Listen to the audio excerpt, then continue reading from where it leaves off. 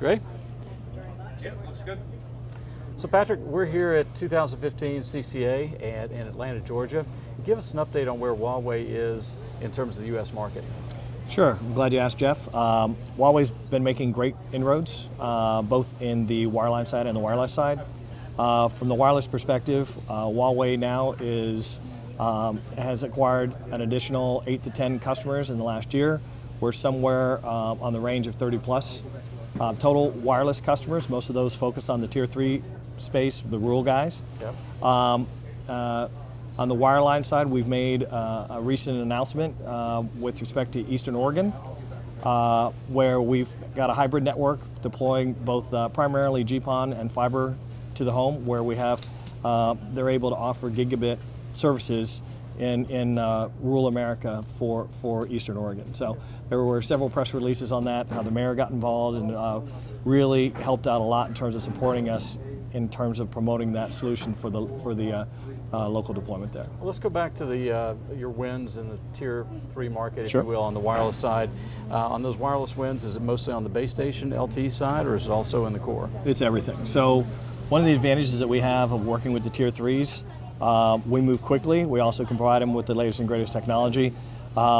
They don't have any issues or challenges with respect to concern with the core. They want a one-stop shop vendor. So not only do we provide them the core, the base station, we provide them antennas, we provide them microwave backhaul. We've got industry-leading microwave backhaul offerings in the last 4 or 5 years that we've been deploying product. Our customers are thrilled. They've had 0 failures, period, throughout the entire U.S. deployment. So we basically are doing everything end-to-end wireless, all the way from the wireless backhaul, all the way up to the base station itself and the antennas.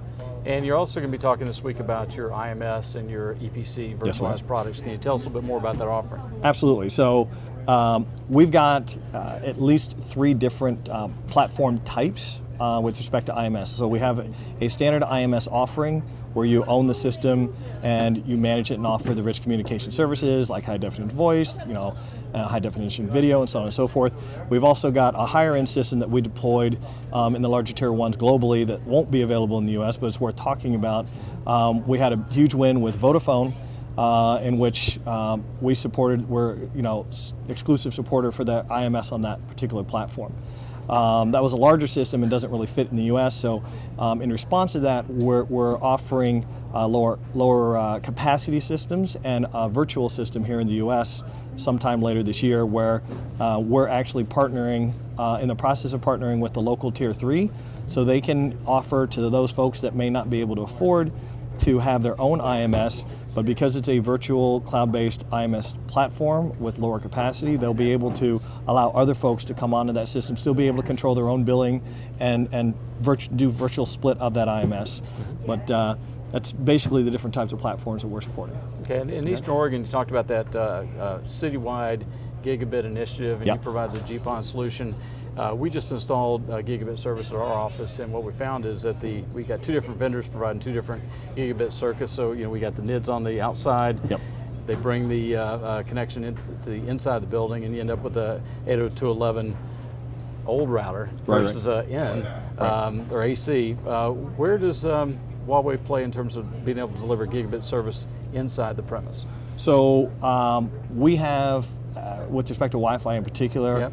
And then wireless, so we have, again, the whole gamut. So from the Wi-Fi side, we have 2 different division solutions. We have a carrier-grade Wi-Fi for the wireless group. Yep. We also have an enterprise-based solution as well, too. These are really 2 different platforms.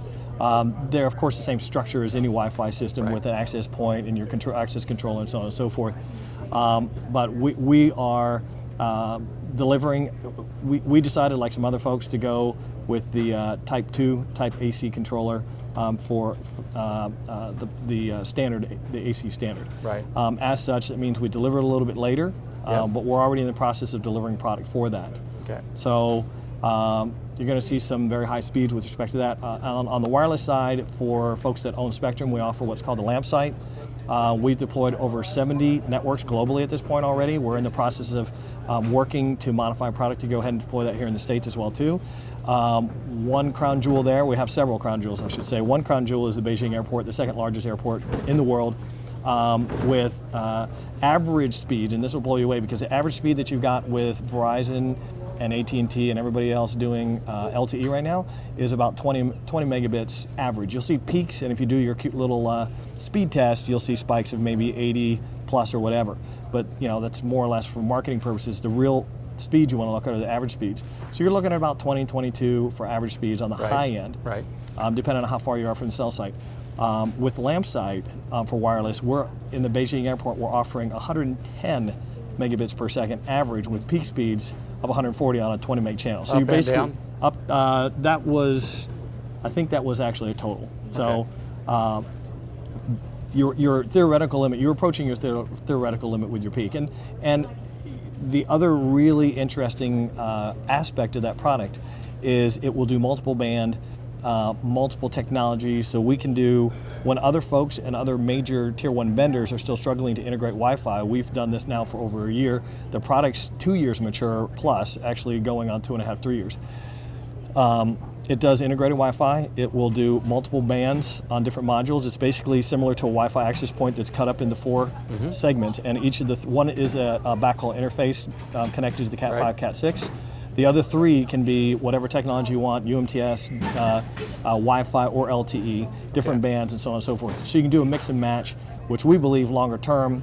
We've already got solutions that we've been developing that will allow you to do a hosted solution in that particular case as well too. So if you've got both Verizon and AT&T that want to deploy real LTE and not a DAS-based LTE in a football stadium, for example, we have the ability to do that. So we simply add another converter box called the digital converter unit that will sample other folks' RF, and also take a CPRI interface if you want to do that as well, to combine them over one common channel and send them over a fiber link distributed over the LampSite network. So very, very exciting solutions that we've got going on there to get you to those higher speeds that people are hoping to see eventually on the indoor deployments. Well, we're going to take a look at your LampSite, and we're going to take a look at some of your beamforming technology in just a minute, but I want to come back to what you see as the big trends for Huawei and opportunities for Huawei over the next 12 to 18 months in the United States. Okay, good. So one of the key areas of focus right now, we're heavily focusing on IMS and trying to develop this partnership so that we can satisfy the needs.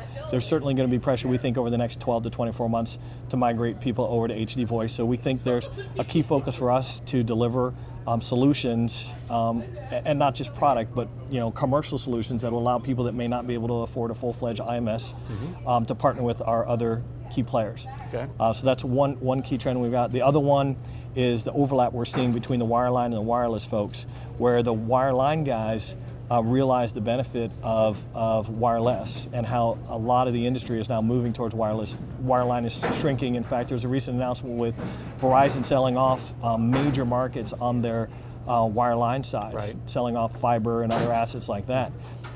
In response to this, these WISP, wireless internet service providers, are starting to look at other opportunities like on the 3.65 band, where they can get lightly licensed spectrum and get what we believe we're going to be able to achieve a 1 gig throughput within the next couple years. So it's a key focus for us to go ahead and try to take advantage of the wireless expertise we have and help out the wireline folks that want to go ahead and take advantage of some of the technologies they're finding in LTE. Great. Well, Patrick, let's take a look at your small cell and your antenna technology. Sure, sounds great. Okay.